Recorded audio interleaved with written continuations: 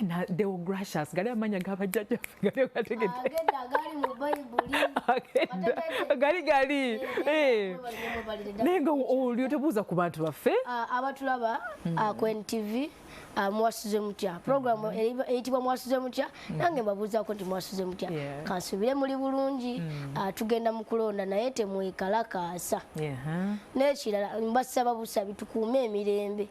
tukyayagala okufuna ku ssente tukyayagala okubeerawo mu bulamu obweyagaza so temwekalakaasa n'obulamu tukyabwagala temwekalakaasa era nsaba amagye ebitongole byonna ebyokwerinda n'abantu babulijjo tukuume eddembe naye ate nzijukiddeko kavidiyo ke nabye gugamba bannange nga temututambadde tetujja kukola bwe tuti simanya awo tereezaamu anti kati kiri bwe kiti enjuki oziraba ozikubamu ejjinja weebati zivaayo tezisobola kukulekera awo naye nga tuspreading a message of unity of peace yes buli omu abeere ng'alina emirembe gyali kyeŋŋamba nti ffenna abantu tukuume emirembe tukuume obuntu bulamu tukuume obwenkanya n'amazima anti kati message eyo gyoba okulembera nayo Litoman ate era ginkulembedda nayo nawe gye nalabye ngo niŋŋamba bannayo omuntu nga mukambwemu ono nagambye bwe nti nga tebututambadde wakati sijja program si ya politics kitegeeza ngendagendayo katono okutereeza kali omuntu nga tomutambadde tayinza kutuusaako buzibu naye ate kati neweba wa mirembe otya ngonkyaziza ku sho naye nzija nekukuba oluyi kukubya oluyi abantu bakulaba ogenda kola era osobola okuuma kasimayiro naye kamera oluvaako weebati ojagamba fuluma studio kale otereezezaamu nogamba tukuume emirembe regardless of anything everything we have to be peaceful and of course bani tuchawa bannange tuchawagana wekaggwa bwe kati mba nkwetaaga Litoman yes tusigalawo byonna bigwa naye era tusigalawo Litoman ono gwe tulaba Enyanzi Deogracious omwaka ogutandise bulungi nnyo and of course amawulire amabi gajja waawo ate naye wasangibwa mu kaseera akazibu agataata I know it must have been really a hard time for you. Sorry about the loss of your dad. It's okay. Nzikiriza nti fena tujja tuukayo ate era kati nze nzikiriza actually muzeeyi olunaku olwo sijja gamba nti kyampisa bulungi naye ku bulumi bwe yali ayiseemu ennyo waliwo ekiseera wekituuka n'ogamba at least wabanga Katonda agambye nti tajja kuwona at least yamuwonya obulwadde kitegeeza muzeeyi twakola kitukola yalwala ne tumujjanjaba ebizibu ebyagenda otuukawo nali mu kaseera kazibu I remember namuleka mu ddiiro abamaze omuteekateeka nengenda ate nenkola pepa nga nali olunaku olwo nalinayo pepa nengenda nenkola pepa bw'ogamba pepa abantu kati abannayuganda bagamba Litoman pepa kati oyo si mwana mutono obuzaabuza bw'oyogera ebintu by'ekikulu oba olina emyaka nga 5 omuntu wakutunuulira olinga omwana omuto anti kati waliwo nekana akantu omuntu ng'atamidde akola bingi okulaga abantu nti tatamidde nekyongera okukakasa bali bategeeza nti atamidde ekyo kitegedde kati kitegeeza nti oba ekiti kyonna kyondabiramu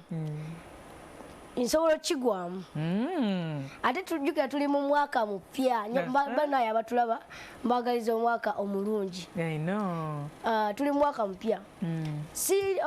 guno omwaka munzikize mbategeeze obudde bugenda beera butono nnyo obwekwekakasa obwekwennyonnyolako ennyo ngenda ngoba kati bintwalawa mu maaso okay so amawulire gakusanga ng'ogenda kukola pepa and that kyali kizibu nnyawo so pepa otegeeza nti oli okola ebibuuzo bya senior 6 that's what I read through your bio okay so that means oyina emyaka emeka emyaka njagibabulira wali eringa nedda omunayuganda kwali kati omuntu asambye ekikopo akisudde eri emyaka gya Litoman temugiyoke emyaka gyange kati nga wegyembuuza wano ngenda gibabulira wali nga tumaliriza kanjijukiza kati bangi balinze bagamba naye kati okay tujja tubulya nga tumaliriza naye mu kubalabalamu of course ajja tubulira naye wano last year Litoman yatudde senior 6 n'okola bulungi ebibuuzo wabisanze oti ebibuuzo nga wobimanyi nti bibuuzo yunebu taba mwangu nebobanga pepo zisanze nti nyangu ate olusi teziba nyangu sijja kugamba nti zaali nyangu oba tizaali nzibu wali prepared for them. Okay, on your busy schedule nkimanyi oli busy okola emikolo oli muzanyi okola katemba okola ki in fact n'ekivulu kyo kyakaggwa comedy mu ndongo is it comedy what kyabadde side zegomba half London wakyogedde oti ekifo bakita half London right kiri side zeyo kyabadde kiyayo abantu bajja bajja era mebaza mwena abajja ku kivulu mwebale nnyo mwebalire ddala salanga nnyo sitiro abantu bakola ki bajja okuwagira kitegeeza nti abantu baagala era baagala byenkola nabo abajja nti nga beebuuza nti mwana oyo twa mukulu alina emyaka emeka ate nga basusa okwogera oyigendera ebintu ekintu ekikulu sebo omanyi omuganda agamba ti negooza dda kubira engoma nozina shegeera kitegeeza omwana kabeere muto tekiganda kuwabula omwana waaba muto kitegeeza naye aba alina kyamanyi nze ntera nnyo mbeera mu bantu ab'enjawulo mbeera mu bantu abakulu okusingira ddala mu bantu bakulu nembeera ne mu baana abato. It's very easy for you to fit in and hold a conversation n'omuntu omukulu anti abantu abakulu bali understanding ekitegeera omuntu omukulu naye kati omwana omuto kati nkunyonyole nti omwana omuto otula kati ntule nyumye naye nga ogambye ti nonyumya ebintu ebyekintu ekikulu kati ntule nyumye naye ki kati ngambe ki naye kati kweri abantu abakulu conversations oba muba musobola okugamba okutwaza tutwaliza ddala business ndaba okola n'abasajja abakulu bakomeeri n'embuto nga nnene ziti naye nga sebo mukola strategies biki by the way mukama era mwebaza sijja gamba nti nze mugezi asembayo tera sijja gamba nti ndi musiru asembayo wabula kankitwale nti ndi makkati mwebaza ku kitone kyeyampa mwebaza ku byonna byankoledde byonna byampisizaamu sokomalize nze ntula mu bantu boolaba nti bavunaanyizibwa ddala naye nembawabula nembagamba nti kinene omwali kimugera kikola naye si kiti mu maaso awo tekijja beera kiki kirungi waye no mu kaseera kawo kigenda beera kirungi ddala naye mu maaso awo kijja kukola kitya kijja leeta obuzibu kakitegeeza ne bampuliriza oli musajja mugezi sebo ebitiibwa biva eri Katonda nekamu that is interesting. I don't know ina confidence it really like kinkuba wala really nga nakatandika bino ebintu kati nkunyumizamu engeri gye nafunamu confidence. Yes, tell me. Mukolo gwe nasooka okukola twali eyo mu kyalo deep in the village. Comedy gwe twali tukola ng'omusajja ateeka mu kidaala awo n'alyoka mpewenyula emiggo egiri serious. Byali serious tebyali byakuzanya. Okay, byali byakuzanya naye byali serious. Naye nga kibooko zaali serious mu bantu n'alyoka mpewenyula kibooko n'alyoka nkuba ebiziŋŋoonyo. Ngakubira ki ku entertaining abantu? Nzija ankuba amaliriza okunkuba ng'alyoka agamba nti kati watuta sente zange leta sente zange oba gamba abantu bakuyambako bakuwe sente kati mbwera ng'akokeeka kodi okujja sente mu bantu naye nga ate nze mpise mu buki mu bulumi era gwe omukolo siri gwerabira omukolo nenkaba ebiri serious nenkaba nenga omusajja bone comedy nangamba wankuba akamalanga gira tufuna sente wane kati ate nga zijjukira kye nalese ewaka neŋŋamba tere sijja kupowa kaŋume okujjukira ne baleeta sente kati we baleeta sente jalinga emitwalo nga 3. Wow, mwakolera ddala. Jalinga emitwalo 3. Kati tudde waka omusajja nga nsimbayo emitwalo emeka. Okyazimbye eno bakubye ekigwoke emizimu gikyasaze. Naye nga ali mugumu nga sente tuzifunye tujja kukola. Bampayo emitwalo 2. 2 gyokka ku mitwalo 3? Joka mukubire kati tumbanje. Nasanyuka. Ndeka. Nasanyuka lendekawo katono. Was that your first time to get like sente at least? Nali mu P5 oba P4. Wow. Kati nga ate ffe waka. Nga okulaba ku mutwalo ne wabanga mama we yagulina wa taata we yagulina. Olaba omutwalo. Yeah. Sente ziba nyingi nnyo. Era nasanyuka. Right. Nensigala nga tukola. Era nga ndi mu kibooko mweyo period ndi mu kibooko. Kibooko wazigumira all through. Nga ndi mu kibooko. Nobiyingira byennyini mami oba daddy tebagamba bane mwana wange biki ebyokola jjojja sente oli olina emirembe biki tebalondoolakoko. Kati engeri nyingira nti emikolo. Nali ku speak day, twali ku speak day nga obimanye ebyekyalo. Tuzina ndi maaso kuva dda ndi mukalaba ndi maaso amazina bali kuzina malala nze ndi kumalala ndi maaso naye nga nze akulembedde kyokka batutendese naye nga nze ntaddewo malala njagala sente. Ku kyalo babatendeka nti mugenda kukola ki? Mugenda kuyingiza abantu, mugenda bagole? Ono omusajja yali muguni mufumbi eyandaba n'asiima n'agamba nti lwaki tojja ne tutandika okukola emikolo naye nga yali mufumbi tutandika okukola era yali mukwano gwo? Nali simumanyi naye yajja n'angamba wali okirimu already? Yajja n'angamba nze nali sibimanyi yajja n'angamba ne mugamba genda ogambe maama wange ng'ategeeza ki jangu tukole emikolo twogere ati yandowooza yali ayagala omwana gwaba akola naye emikolo. Omanyi omuntu yenna akola emikolo naddala ab'omu byalo bafuna abaana obafuna abaana tukibanguyira nnyo okuwa abaana ssente kitegeera okusinga abantu abakulu. Kati yayagala ndowooza afune omwana gwagenda okukolamu ki sente. Ne mugamba agenda ogambe mami wange agenda agamba mami wange ng'amumanyi namugamba tewali buzibu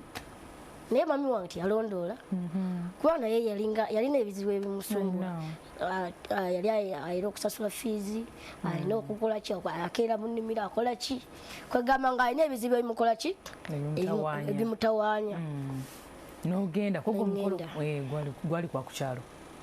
Tegwali gwa ku kyalo gwali mu Mityana still naye nga si kyalo kyekimu naye obuzibu nasanga bw'amaanyi. Ku kibooko ezo ozimanyi ggwe? Ati tuyingidde emikolo siina kyemumanyi aŋŋambye ati oyogera kino nakulwaminga bukulamizi njogera bwogezi awo we natandikira okufuna confidence. Kibooko ze yankubanga nemanya nti kibooko naye wano ogenda kwogera bwogezi no kibooko. Anti kati nemanya nti omuntu obanga oli muwogezi oba oli katumwa ku mukolo ng'ogenda beera mu bantu abangi ogenda kwogera teri muntu agenda kuva eri nze kyenategeera teri muntu agenda kuva eri akutuuseeko obuzibu ekitegeera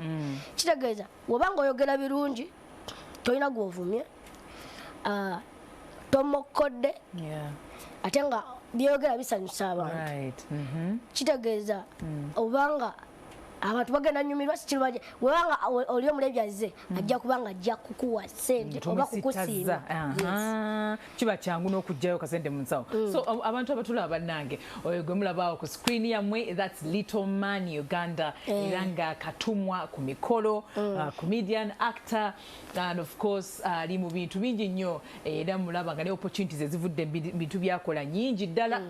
Kati omuntu yantegeera okutegeera katumwa kikyaba akola kiyani katumwa ku mukolo? Katumwa ku mukolo yoyo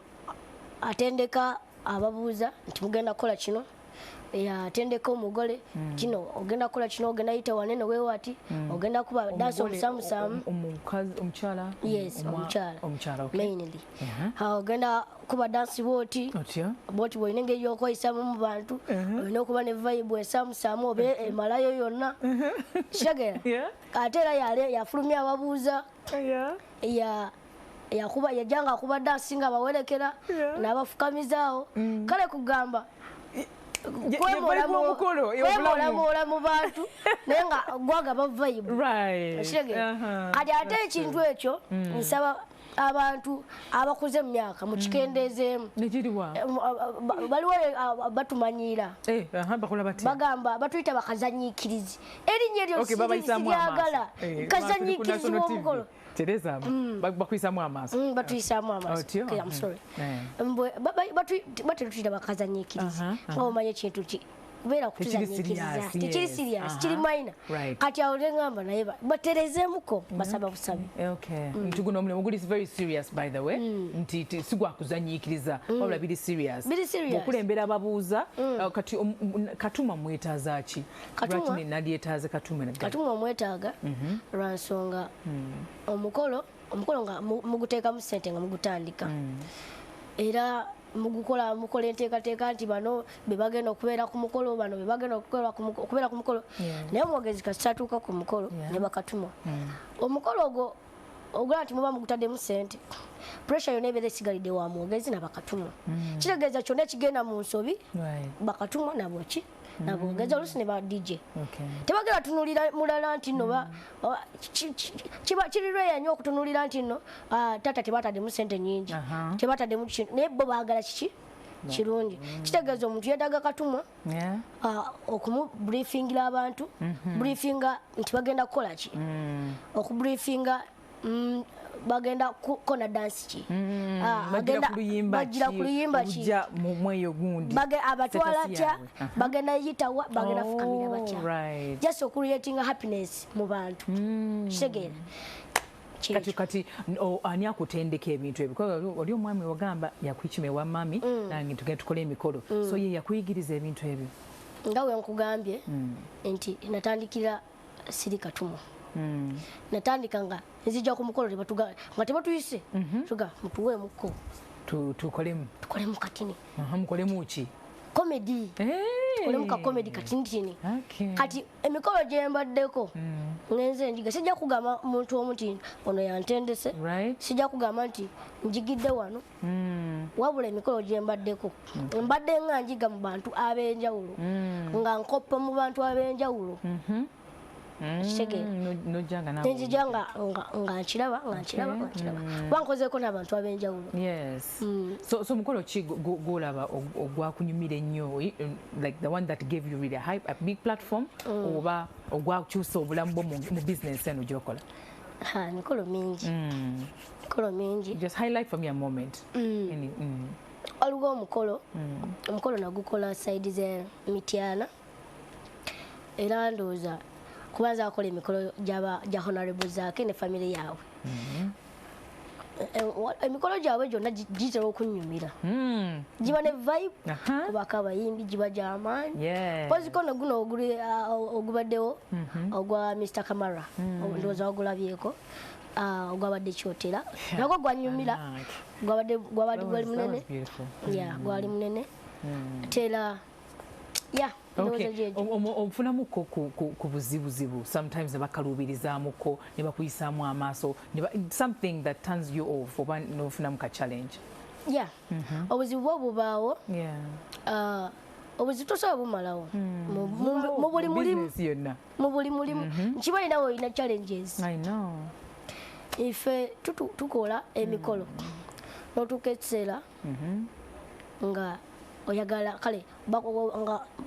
mukwataganya like okufuna omukolo bakuweerezaako ka deposit kati wetuuka ku mukolo balansi yafuuka obuzibu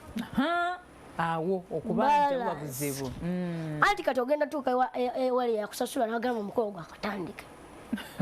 lwaki tolinda kusooka okole nze we nakwesigira tenkuwa deposit nange nesiga nomaliriza omukolo notandika munoonya nti banesasula nagamba ate sente zigenze naye kati ndi mukwano gwo simu yo njirina ngenda kuterako sente kati twategera nti ngenda kuterako sente tosuubirayo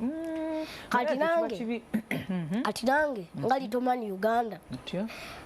ntuusa okusaba kwange nze nga service provider era nsabira buli service provider bwe tutuuka ku mukolo basaba babosi kabalansi ko katuweebwe mu nnambiro tukole nga tuli baki bamativu ate nga tuli basanyufu olefunyeyo mukolo ne bakuwa full amount nga tonaba nakola tugikola mingi omusajja oba yali bweru yakuba essimu nagamba njagala nkolera omukolo gwange gwakwanjula njagala obeere katumwa nemugamba sente namugamba sente nagamba enamba ereeta manya bwegati nti ngenda olaba ataddeko nezijjako zonna nebanja liriko ne balisasula zonna nga ataddeko such customers are good so pricing obesingira kukyugamba nti kati onogenda mukyajinga bweziti onogenda mukyajinga bweziti kisinziira omukolo guliwa kisinziira oyagala nkole ki kuba kati ndi katumwa at the same time ndi mulungamye sijaga nti ndi mwogezi ndi mulungamye omulungamye akola atya kale abantu abasinga bamuyita nti mwogezi naye omuntu omwogezi oyo ayogera fwa shagera ng'ayogera bwogezi naye nga omulungamya w'omukolo yoyo ayogera ekituufu yoyo awabula abantu nti kino kyali kikolebwa mu bukyafu naye kiti ekino ekituufu mpayo ekyokulabirako omukolo anti kati waliwo kano ke bayita akabbo ka muwala abantu abasinga bakayita kabbo ka muwala mu kwanjula so nga ate kabbo ka muwala akakantu akakalabako sikekandibadde kabbo ka muwala kandibadde ki bakayita akalabo akayiiye akalabo akayiiye kabbo ka muwala kigira ate oluvannyuma nnyo mu mukolo guba mulala ti kabbo ka muwala kagenda kajjudde kakomawo kakoze ki kajjudde kitegeeza akakalaba mu kwanjula okwo akakalaba omuwala kaleetera bbaawe ng'amaliriza omukolo guggwa twandikayisa akalaba akayiiye kati awo nenfuuka omulungamya nesibeera mwogezi that means obeerako ne behind the scenes eyo ng'otereeza ebyobuwangwa bibeera bwebiti ebyobuwangwa bibeera bwebiti kale tugenda mu maaso tukyalina Litoman Uganda tugenda kuwumulamu katono nnyo naye bwe tukomawo ate tutunuulire ebyokuzanya firimu ebya komedi ebirala byakola n'ekirooto kye ekyogenda mu Hollywood katukomewo kale kulikayo nnyo mukuwumulamu okwo tukyagenda mu maaso tulina Litoman Uganda. His real name's Nyanzi Deogracious and I'm so happy. He's such a vibrant young man. Ayina ebirooto bya musajja wa myaka 5. I'm telling you, we've been here nga tetwogera nga tunagenda ku mpewo naye ng'ebirooto omwana ono byayina binene ajja byeyogera sijja bibagamba but he has big dreams and of course one of those big dreams is to go to Hollywood and of course do movies there, do comedy and all that. So I wish the best but of course twetaaga ne tumanyako nga tunatuukawo abantu tunatubulya bulungi nnyo family watugambyeko wali nti bakukima oli mwana muto of course ebya comedy obiyingira oli mwana muto and all that ne environment gye wakuliramu yali etya your family background how was it like? Nze nakulira mu family enjavu omuntu ng'alina mu kusente ayinza okugamba nti enjavu endowooza nga amaka amalungi mwamba njagala nkubuli nakulira mu family nga njavu ddala ddala nga ennyumba waggulu etonya yataka nga tulimu bangi shegere kati ng'enkuba weetonya ekiro nga buli omu ffena tusituka tufuna buli omu weyeggama kyokka tuli mu nnyumba shegera so olunaku lumu ekyandeeta kati nkubulira ensonga lwaki nayagala nnyo okukola n'amaanyi lunaku lumu mba ngenda ku ssomero maze okunaaba nyambalidde uniform yange naye maama atudde wabbali ali mu kaaba kati zimubuuza maama kiki nangamba teweeraliikirira nemugamba ngamba kiki nga nabuuza ngamba kiki nali mu P3 nga sinaba natandika okukola bya mikolo neguli tesaba kulaba musajja shegera nangamba jasi mugenda kusoma naye simanyi mugenda kukomawo muli eki simanyi kiki kyetugenda kukola ki kulya nemugamba ama teweeraliikire ngenda kukola nnyo tujja kukyusa obulamu nakimugamba nga era nkyakijjukira nga ningasanga tutuuka ku ssomero batugoba fees ku lunaku olwo lwennyini Katonda yalinga alutegese tukabire ddala tutuuka kusoma tugoba fees tukomawo ewaka mukomawo ewaka bamanga gabe nkitegedde babagobye mujje mu uniform tugende mu nnimiro kati nze bakugamba nti manyi okulima oyinza okuwakana naye kati jasi lwakuba nti obulamu bukyuseeko akatonotono ebyokulima nembira nga sikyalima naye twali tulima olwo nga muli baana bameka bamuzaala bameka twali ebiseera ebyo twali nga tebanaba kutuzaako twali 4 twali 4 kati nga goli wakumeka awo era nga niwo wakuna gwagwe last born nga ebiseera ebyo nga basooka bawala bonna bawala then nekuddako nze omulenzi then ebiseera nebyongerako nefunayo sister basista bange babiri abato nefunayo n'omulenzi omulala kaakati famire yaffe sijja kugamba nti tubadde bulungi naye nga kyenyinza okugamba tweyagala we are united tukwatagana tussa kimu basista bange banjagala ate nange mbaagala nnyo ozalwa ki kibanguyira okukwatagana maama ensigo yagisiga nga mukyali bato ffe abasinga tuli wamu ate era maama yatugambanga tetulina ssente ewaka naye enkolagana ejja kuba nnungi nnyo era kijja baviiramu okubanga mukulaakulanye twatwala ekyo era maama wange bayithaga nkwagala nnyo si kiwa nti waliwo omuntu ku nsi gwe njagala nga maama wange ku nsi bw'okyogera bwotyo mutu wayigamba nti mami Litoman era mwenyumirizaamu nnyo ekifaananyi kya maama kikuwa values ki nomutunulako for example kimpa obuvumu kimpa ki ng'obuvumu maama wange okusingira ddala maama wange atubeereddewo ddala atubeereddewo nnyo kale okusingako ku ludda luli atubeereddewo nnyo nga sinabatandika kukola okutandika okwewerera yali ampeerera aweeredde basista bange atuliisiza atwambaza mu bugubi lusi nagenda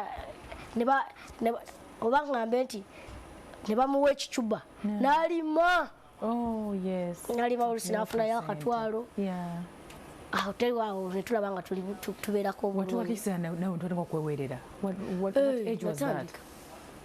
natandika okwewerera nga ndi mu primary 5 P5 wali okola ki anje omukolawo mbanji nali nditandisirawo jali tuba akasente akamala like to be able to get school fees akasente kali tekamala nnyo naye oluvannyuma nagenda nkwatagana n'oyo gwe nali nkola naye era ne tukyusa neva ku ssomero lya gavumenti nebatwala ku lya private kati atawo ku kitundu nga nze w'amaanyi ngenzeko mu ssomero liri mu tawuni andeka mityana liri mu tawuni bakuwuliramuko nga bagamba nti omwana waawaayo wa mwami Nyenje ali mu kisulo kubeera mu kisulo nga kinene muba mulina ssente ewaka. Muba mulina ssente ewaka olwo ningidde ntandise ogirazi P6 kati P6 awo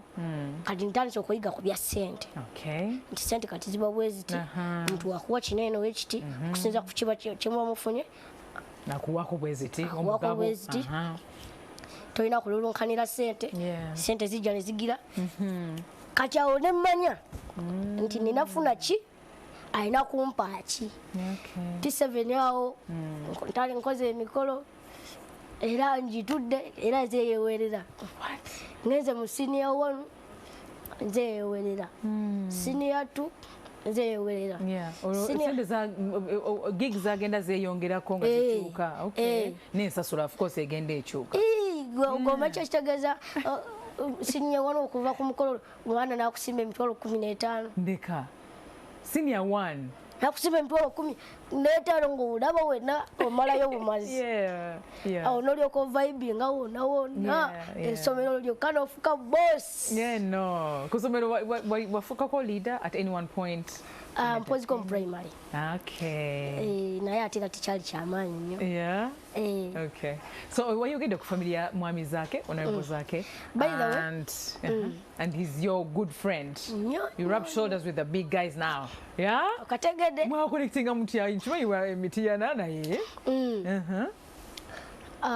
mwami zaake era nga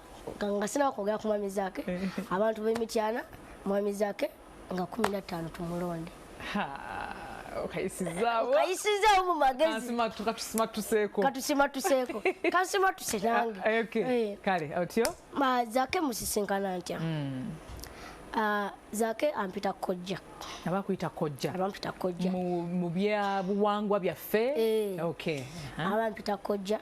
kitegeeza mba nina oluganda ku maama we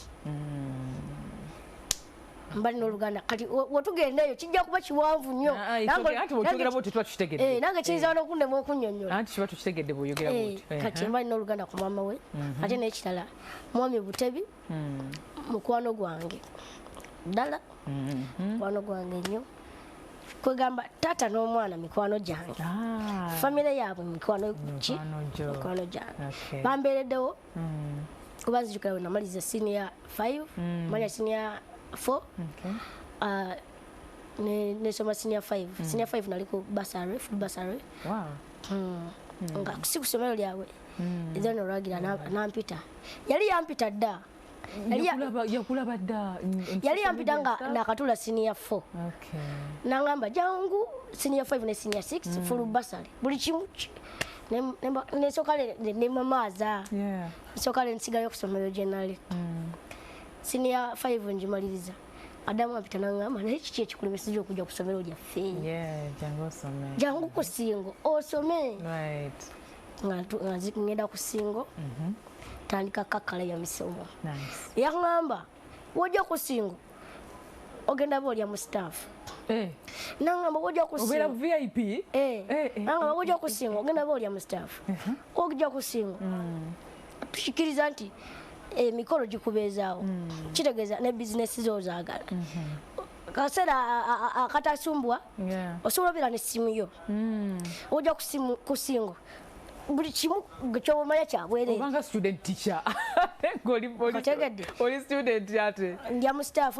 simu mbeera nayo oluusi bwembanga sirinaayo ebiseera ebimu omusobola ogenda ku ssomero nensoma nerevisinga ku bitabo oluusi aŋŋamba oli waddemu okusigala mu mirimu gyo kwegamba yampeddembe erinsobozesa okutegeera nti ndi muntu mukulu nina okwerowooleza nina okusoma shegere esimu eno yaginzikiriza ku ssomero yaginzikiriza ku ssomero neŋŋamba sijja gitwalanga ebiseera ebisinga weekomako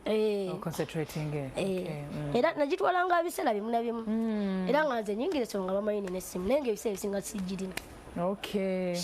This I like that discipline, eh? Yeah. Okubeera nga so okwekomako ne wakubadde olina ebbeetu nino gamba kino kirungi eri obulamu bwange kino kibi. Okubeera associated ne honorable zake oba in a political atmosphere golowooza okubeera actively involved kikuteeka mu position eri etali kugamba omuntu nga agamba ono wa side eyo tetujja kukolagana naye oba ono wa side eno tukolagane naye so golowooza kyuka affectinzemu in a way kisoboka okuba. Oh really? Kisoboka okuba lwaki? Kubanga nzikiriza abantu balina endowooza ez'enjawulo nga bwe wagambye kiri nti muleme kwawukana. Obadde okimanyi nti mu kaseera kano aka politics mu kaseera kano ke tulimu ak'okulonda omusajja asobola kubanga asuddewo famire ye ng'agamba omukyala awagira gundi ndala political party endala ate nze mpagira political party eno shege newaleetawo enjawukana. Naye kati nze nzikiriza nti wemba mu mirimu gyange ku mukolo mu firimu mu siteekamu politics. Politics nayo party ndala yo nga yo twaga gimikisinga muno ono oba okola guno guba mulimu era siso agamba nti nkolera political party eno yokka oba wakibiina wekiki gwabompa omulimu asiso akyoga kiwona makulu ojja kwesala nga eri gyotawagira ate be balina omulimu tikigaana genda kola ye nga olamuza omulimu osooka buuza nti muwagira ani. owangalidde ku kitundu ki mostly pangalidde nnyo emityana. emityana so abantu abali mu generation yo maybe abakola byokola content creation, film, art, whatever golowooza bali well represented eyo gyova oba weba tebali biki byewandyagadde abakulembeze bano abajja omwaka guno betugenda olonda bakulembeze ki in that field of art or creative arts? Sensinga okwagala abakulembeze abajja omukwano baspreading unity. Njagala baspreading nti buli kintu kisoboka babeere nga boogera kale obama tumala balonda baleme kuva mu bantu. Ebiseera ebisinga tulonda abantu ne tuteekayo MP oba ne tuteekayo president muddamu okumulaba nga akaseera katuuse ak'okulonda. Mbasaba tusigale bumu nga bwe muli mu bantu obudde buno nti mubasigalemu kubanga bemuweereza shege. Sigamba nti olina omulabe nekirala nti waba bakulonze nga otuse ku wobadde oyagala leka kugamba nti ono yali tampagira tukolere wamu kitwale nti yali akuwagira asembayo mwagale nnyo kubanga bagamba nti omuntu nga mulokole ng'abuulira enjiri ate tabuulira nga tanababuulira balokole banne asooka buulira abo abanywi b'omwenge abo batali balokole nabo ne basobola okukola ki okulokoka. Kitegeeza omuntu nga abadde takwagala olina okumwagala ennyo okufuba okulanga omukyusa obanga naye akwagala. Kitegeeza kijja kuyambako okukulaakulana kijja yambako okubeera nga tuli bumu nga tetukyukakyuka nga tetwawukanayawukana. Kitegeera okusinziira mu mbeera gy'okuliddemu and of course honorable yakuwa bursary or whatever you can call it scholarship or whatever n'osoma bulungi nnyo golowooza emikisa egyo gyandyeyongeddeko ne bakwata ku baana abalala okusobola okutumbula ebyobulamu ebyokusoma ebintu ebityo. Ekintu ekyo mbebaza nnyo abakinkolera mwebalire ddala naye ngaera ntuusa nga woŋŋambye ntuusa okusaba kwange eri ba honorables mwenna ba president ba ministers mwenna abaana bangi bali mu byalo olusi bali mu bibuga wano abaana kuyita batya kusabiriza like ababeera ku nguudo tubalaba namwe mubalaba abaana abo beetaaga okukwatako kubanga muganda agamba akakyama amamera wekakula n'okagoola kakola ki kamenyeka kitegeeza abaana abo mulina kubajja awo we bali nga mubagolola bagala tuuka eri nga bakyuse tebagenda tuuka eyo gye muwagala nga oba nga bakuze mubabuulirire bakyuke era be mujja okulaba nga be babba amasimu nga be basala ensawo be bakola ki okitegeera be babbi kitegeeza akantu nga kibeera nga kyakyama nga mukomero awo tosobola kigolola nga ate kikoze ki akikuze kiki kyesinga okulembeza mu bulamu bwo kyesinga okulembeza mu bulamu bwange emirimu gyo kyesinga okulembeza mu bulamu bwange my goals n'ekirala katonda yasooka nekuddako goozi zange nekuddako goozi zange nekuddako famire gyenvaamu nekuddako n'emikwano ndowooza mbanje nkiwumbyewumbye bulungi. Based on your background kiwulika kitya okubeera nti kati first of all tutandikire wano wetuli oli wano on Mwasuze Mutya on TikTok you have over 400,000 followers and you've worked with big companies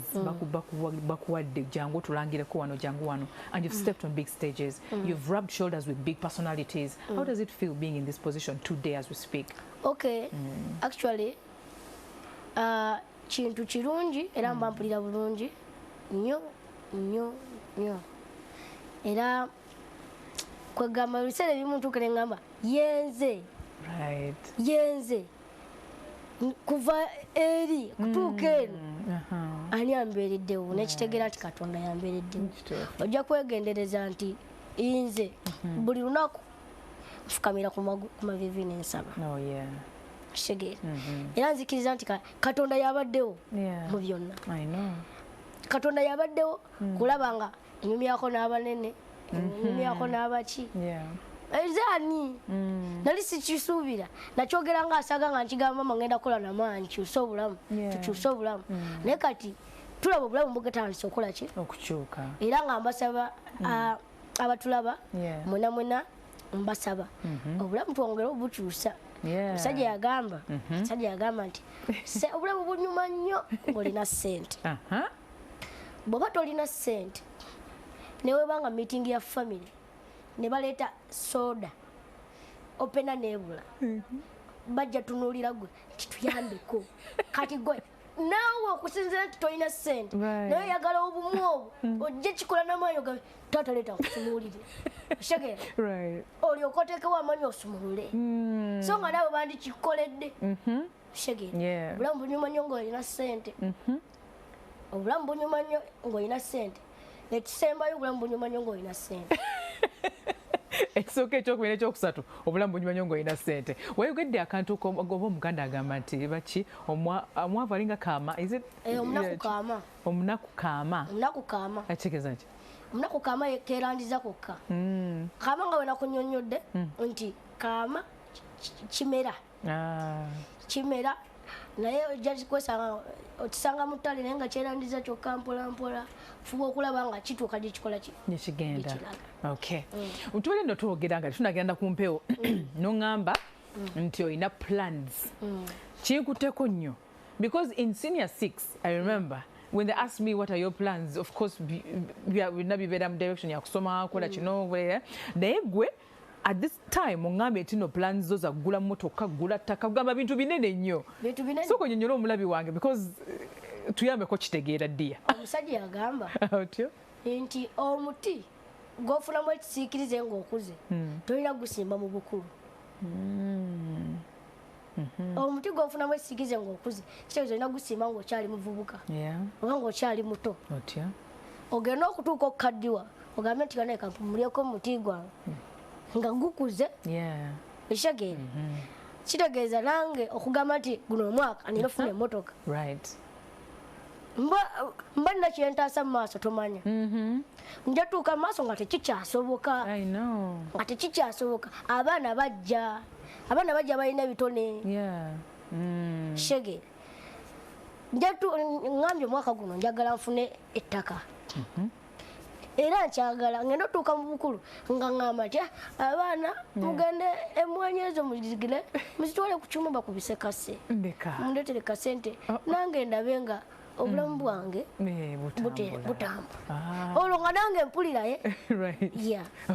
olina ne Hollywood dream ekirooto kyange ekisinga era batulaba nze Litoman njagala okujoininga Hollywood kyekirooto kyange okuva nga ntandika okutegeera kyekirooto kyange era mama wange akimanyi ansabira nnyo namba nkusabira sala zokka saba oyitemu saba okole kino naye abandaba mbasaba ndi guno omwaka njagala connections njagala okugenda mu Hollywood naye sinayo wadde connection naye nga akimanyi nti nja kukola ki gutuukayo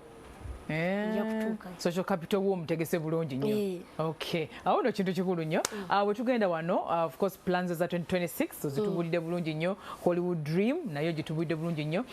tuwe message esiibula ku bantu and of course tonatubulira myaka gyo Litoman atugenda kuva ku Mwasuze Mutya nga totugambye emyaka myaka nja gibagamba ekyo kikola mwana wange tokikola ati ongambye soke kamu soka myaka kale ati twasazeho kiri tusembyeyo emyaka because obuzabuza kati bamanyi abantu bangi bajagala anti kati show yeno tugonjole we put everything clear on the table kale message esembadde natubulire antumira nnyo mwena ababadde batulaba abalabi mwena antumira nnyo manager wange antumira nnyo mami wange basista bange mwena mikwano gyange mbatumiddeko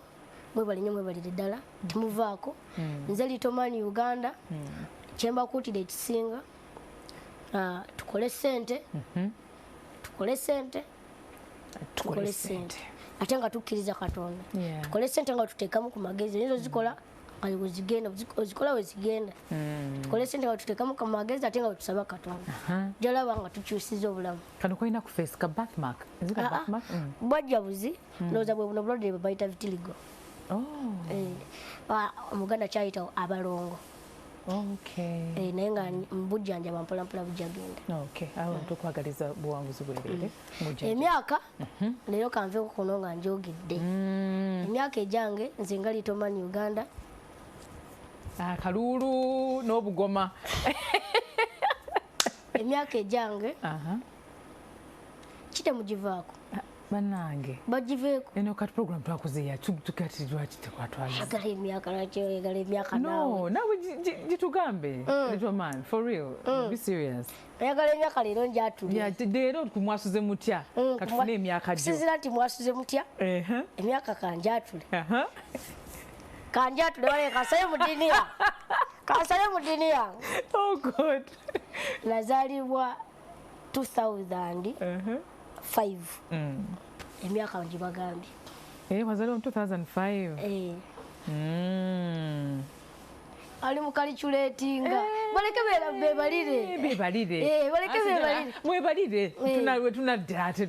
tunadogera biranga oli mu Hollywood katujja kubeera ku video chat okitegeera amina tuwageza bwangu Litoman thank you so much era mukama nkusaba akuteremu obwangu mu byonna byokola kale badde mulabi mulungi nnyo tetusobodde kufuna masimu and of course weekend yonna tutegese ebintu ebyokya Mwasuze Mutya new year new us new programs new miramwa tugenda kuba nga twogera ku miramwa kati ate tugenda kujja ne mu community yamwe ku ground tukole nammwe ate munesobole kyosa obulamu kale mbagala nnyo mukama bakuumire mweraba